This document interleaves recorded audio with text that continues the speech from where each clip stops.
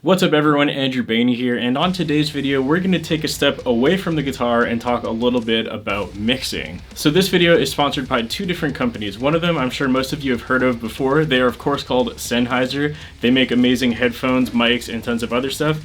They have kindly sent me over their headset, which is the HD 400 Pro, and you'll see why in just a second. The Sennheiser HD 400 Pro are open back headphones that are designed to help you in the studio when you're mixing. These headphones are incredibly lightweight and very comfortable to use. In addition to that, they also have an open back design which helps give a more natural sound while you are mixing. Another nice feature about the HD 400 Pros is that it comes with two different cables, and also of course that means it has a detachable cable. So if you break or lose one of these cables, it's easy. You just got to replace the cable instead of replacing the entire pair of headphones, which is always a nice bonus. And the second company sponsoring this video is a company called DearVR. Basically, DearVR has made a plugin called DearVR Mix that essentially gives you a virtual reality mixing environment which pairs with the Sennheiser HD 400 Pro headphones.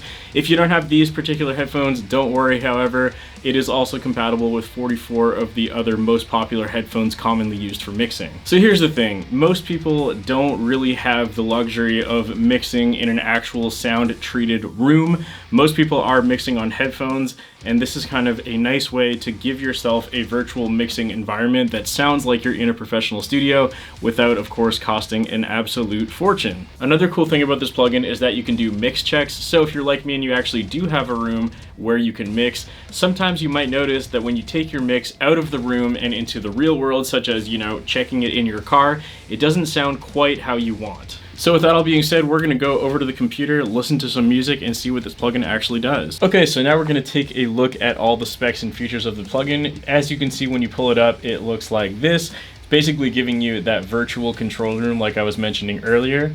So you can see we got a bypass option, headphone compensation button, which is over here. I'm going to show you guys this one first because this is probably the thing that most of you will be interested in.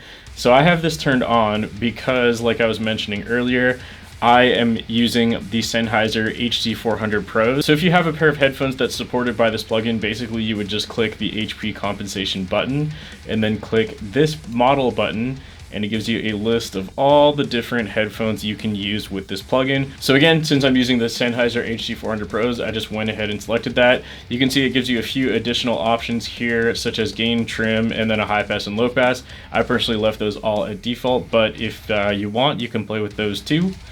Next up, of course, is the bypass button. Self-explanatory. You want to turn the plugin on or off, bypass on or off, easy enough. Then we got the speaker setup section. So in here, you can basically check your mix in a stereo, stereo wide, mono input, or mono summed setting. For most people, I would think you're probably going to want to check it in stereo, which is what I will be doing for my mix, at least at the beginning.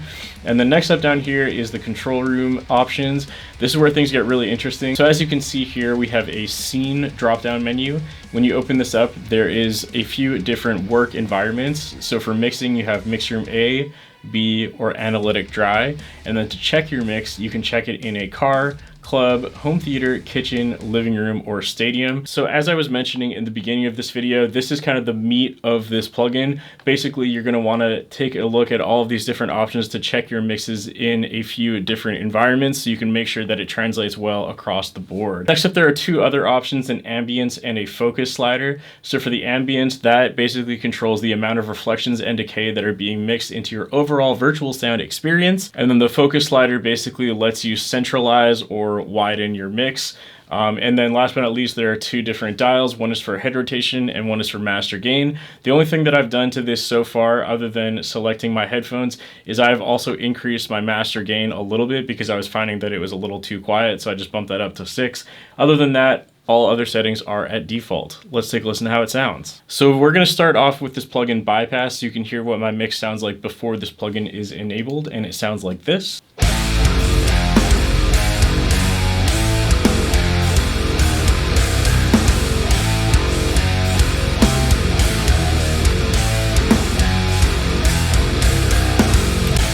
Okay, and now we're going to play that same section of the song, but turn bypass off. So this is the plugin doing its thing, again, compensating for these HD 400 Pro headphones, and we are listening to it in Mix Room A. All other settings are at the default of 50 and 0. Let's hear how it sounds.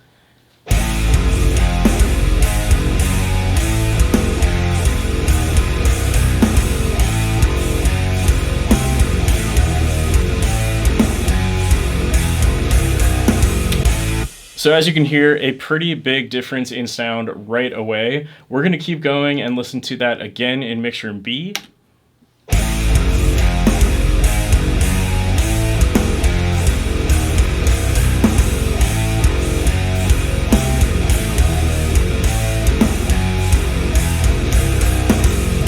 So to me, this sounds pretty similar to mix room A, except I am hearing a little bit more ambience in this room, especially on the kick drum. I'm noticing it has like almost like a little reverb or something like that going on, which is interesting. Next up, we'll go to analytic dry.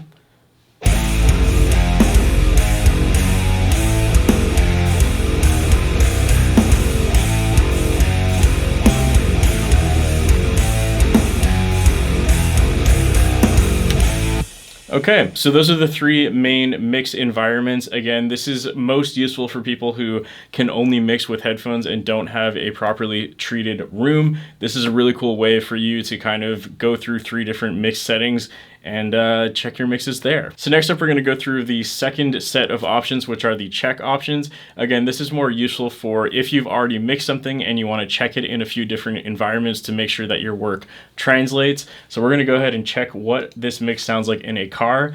I already know this is gonna sound weird, but here we go.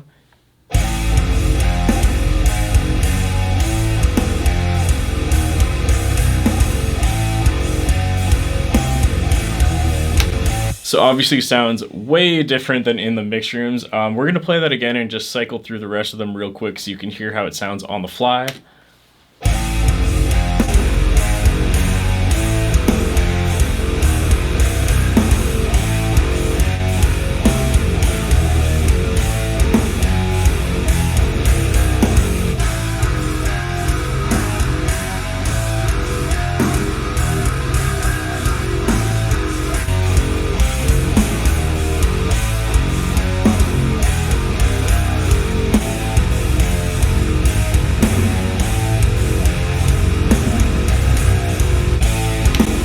Okay, so that was a quick cycle through all of the different check options. Obviously, those made a much more drastic difference to the overall mix. It was especially weird hearing my mix in what sounds like a stadium or a kitchen, because it really does sound like you're in that environment, which is really cool. You know, for the stadium setting, it totally had the vibe of a live venue where you can hear a little bit of echo and delay off of everything because the room is so massive.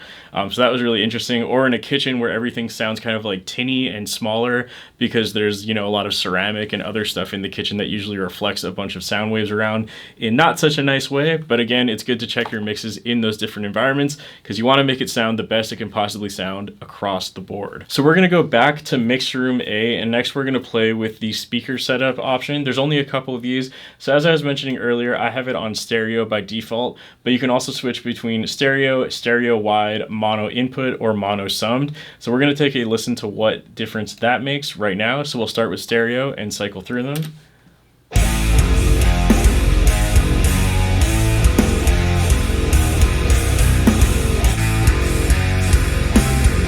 So widens it up a lot. Ooh, weird.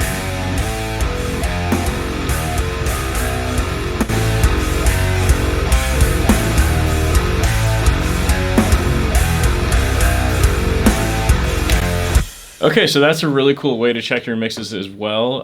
You know, sometimes when you switch to mono, you'll notice that your bass and your kick drum are fighting with each other a lot or something like that. So this is always good to check as well. Obviously, it sounds the best in stereo or stereo wide, but again, those mono options are really made so you can check your mixes. Okay, last but not least, we're gonna play with the ambience and the focus sliders and see what those do. So we'll start with the ambience. It is at the 50 point, which of course is the middle between neutral or experience. So from my understanding, when you up the experience meter, that sounds weird, we'll go with that though.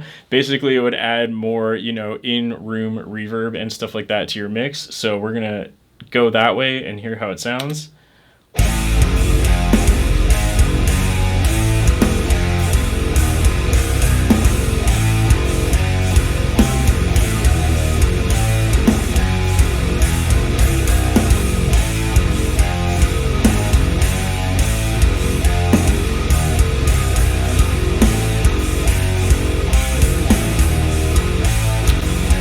Okay, so that's quite a subtle difference, but you can definitely hear it a little bit, especially if you're wearing headphones. Again, it kind of makes it sound like your room is bigger and has more reflections when you go towards more of like the experience side of things, whereas neutral gets rid of a lot of that stuff. Next up, we'll go over to the focus slider and take a listen to that. So again, we'll start at the midpoint, go to the right to localize, and then to the left for clarity, and hear what difference that makes.